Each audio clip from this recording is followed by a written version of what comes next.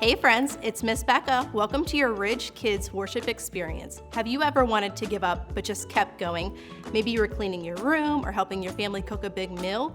It sometimes feels like when we're climbing mountains when things are hard, but when you put your trust in God, you can get through it. This month we're going to be talking about grit, which is refusing to give up when life gets hard. We're going to hear all about the lives of Joseph and Moses. Both men trusted God through hard situations and had grit. I can't wait for you to learn more about this today, so you have fun, and I'll see you next time. Bye, friends.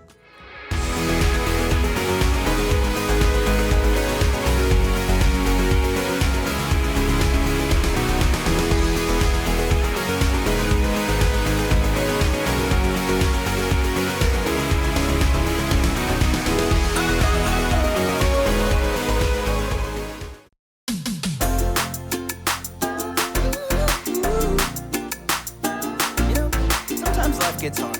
That doesn't mean we should give up.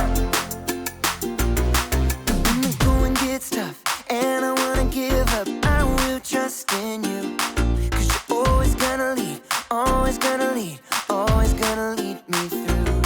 When I'm feeling overwhelmed and almost wanna quit, I will not give in. 'Cause you're giving me strength, the strength to start again. Singing, everybody.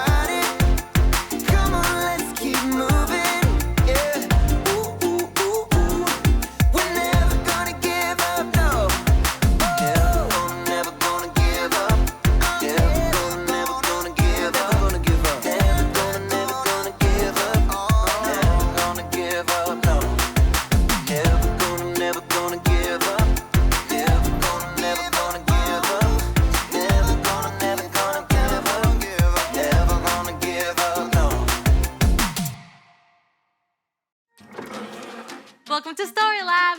This week we're talking about grit while we take a look at the story of someone whose life went from bad to good, fast enough to make your head spin. Oh, and there's this. Here goes.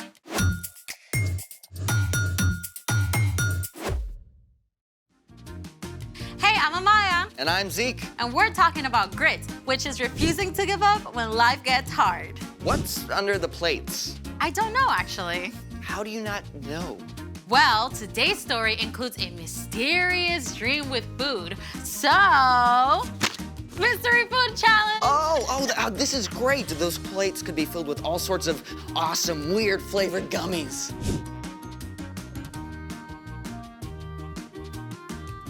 Well, I got my friend to set it up for us. You know what? Why don't you do the honors?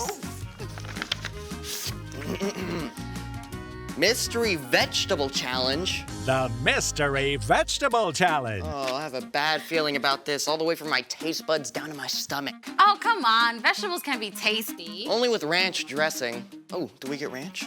I don't know. Let me see. Okay, it says here that we each pick a dish, then we see who can finish eating whatever vegetable they get.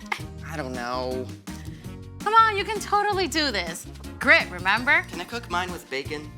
Just pick. Fine. Here goes.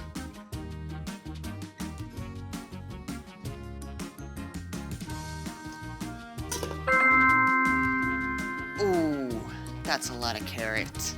Yeah, I'm definitely gonna beat you. You don't even know what your veggie is yet. Yeah, but I like vegetables. They're good for you. Just pick.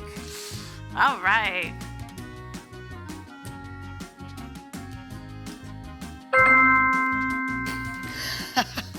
Yum. Yum. Oh, this is great. Let's go. You like vegetables, right? Yeah. On your marks. Get set. Go! Oh.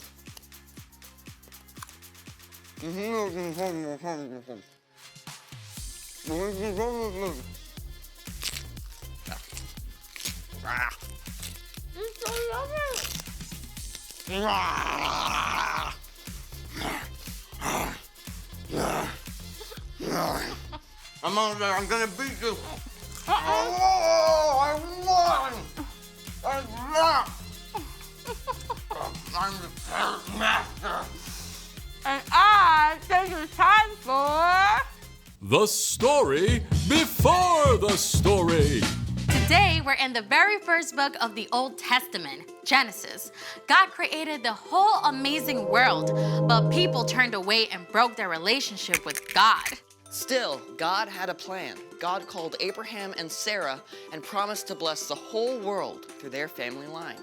One of Abraham's great-grandkids, Joseph, was sold into slavery in Egypt by his own brothers and then thrown in prison even though he done nothing wrong. But even there, God was with him, and Joseph didn't give up. That's where our story starts. Take it away, Brian. Hey everyone! Well, we are at the bottom of the roller coaster in Joseph's life. Let's find out if it gets any better. During his time in prison, Joseph had interpreted the dream of Pharaoh's drink taster and asked the man to put in a good word for him, remember? But the drink taster forgot until 2 years later when Pharaoh called his advisors together. I had 2 dreams last night. Who can tell me what they mean? No one could help Pharaoh until the drink taster, finally remembered Joseph. Pharaoh called for Joseph at once. Now, it must have been a serious shock to be pulled out of prison after so many years and marched straight into the palace. I've heard you can tell what dreams mean. Oh, I can't do it. But God will give the answer.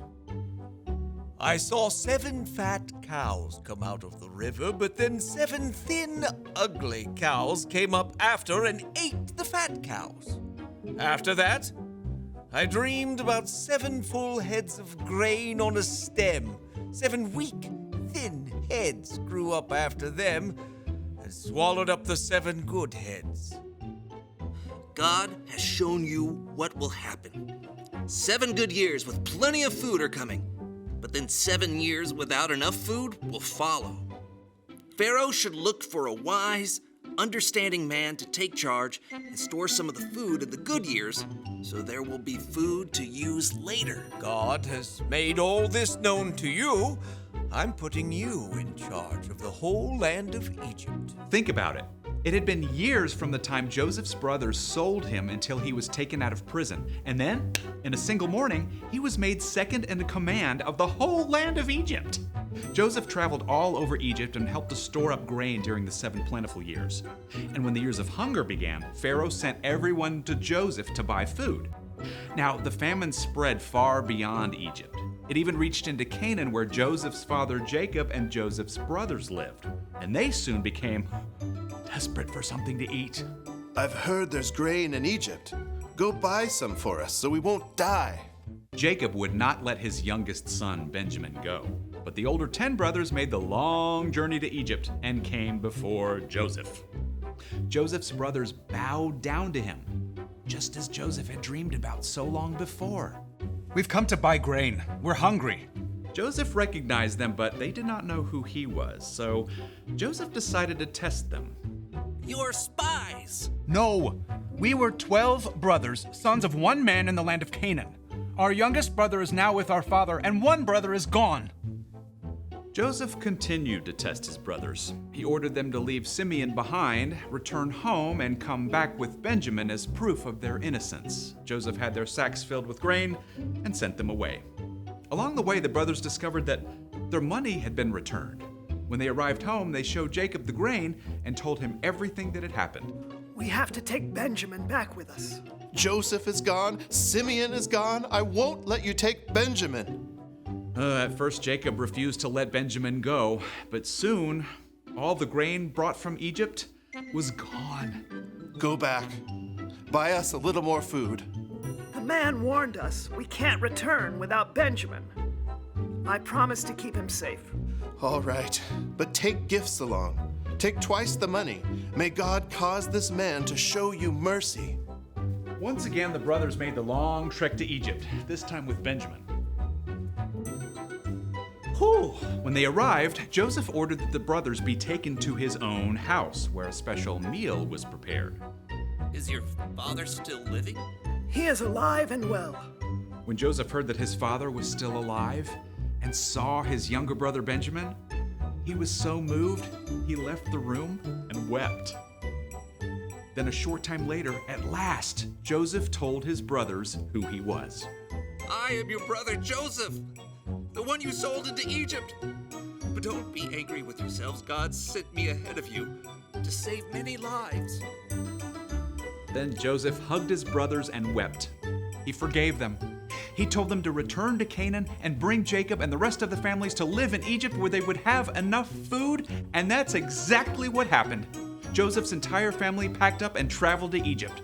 Joseph finally saw his father Jacob again. The whole family settled in a place called Goshen and had enough to eat through the rest of the famine. The end. That is epic. I mean, Joseph's brothers did something terrible. Yeah, but God flipped it upside down. God made sure that Joseph was in the right place at the right time with the power to save his whole family.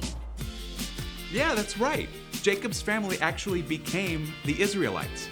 And remember, God promised to bless the whole world through them. In fact, hundreds of years later, Jesus was born into Jacob's family line. Through the life and death and resurrection of Jesus, every single one of us can be forgiven. Phew. So, what's our part in the story? Well, Joseph held on through some difficult times, right? But all those hard pieces ended up leading to something amazing. So, we can look at how God worked in Joseph's story and trust that God is at work in our lives too. Oh yeah, absolutely.